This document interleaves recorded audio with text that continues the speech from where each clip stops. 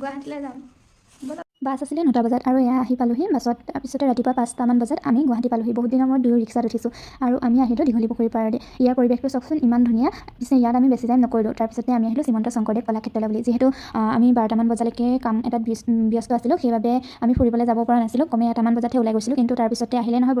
বৰষুণত ফচিলোঁ অলপ টাইম আৰু বৰষুণজাক এৰাৰ পিছতে আমি ইয়াৰ ভিতৰতে সোমাই আহিলোঁ ইয়াৰ পৰিৱেশটো চাওকচোন খুব ধুনীয়া পিছে ইয়াত চাবলগীয়া বস্তু বহুতেই আছে ইমান ধুনীয়াকৈ সযতনে ইয়াত সাঁচি ৰাখিছে চাওকচোন সেই তাহানি যুগৰে বস্তু আৰু ইয়াত সৰু সৰু ল'ৰা ছোৱালীবোৰে শিকিবলগীয়া বহুত কথাই আছে আচলতে যিমান পাৰে সৰু ল'ৰা ছোৱালীবোৰক এইবোৰ জেগা দেখাব লাগে বুলি মই ভাবোঁ আৰু আমি ইয়াত বেছি টাইম নকৰিলোঁ যিহেতু বতৰটো বেয়া ইয়াৰ পিছতে আমি আহিলোঁ ছায়েন্স মিউজিয়ামলৈ বুলি আৰু ছায়েন্স মিউজিয়ামলৈ আহি পেলাই মনত পৰি গৈছে হাই ছেকেণ্ডেৰী পঢ়ি থাকোঁতে খেৰাচাট কলেজৰ পৰা প্ৰজেক্ট কৰিবৰ বাবে আহিছিলোঁ আৰু তেতিয়া দিনবোৰ এতিয়া ঘূৰাই নাপাওঁ আচলতে তেতিয়া কম ফূৰ্তি কৰিছিল নে সেই দিনবোৰতে মনত পৰি গৈছিলে আজি আহোঁতে এনেকুৱা মাছৰ হেৰি এটা মোক আনি দিবা ৰুমলৈ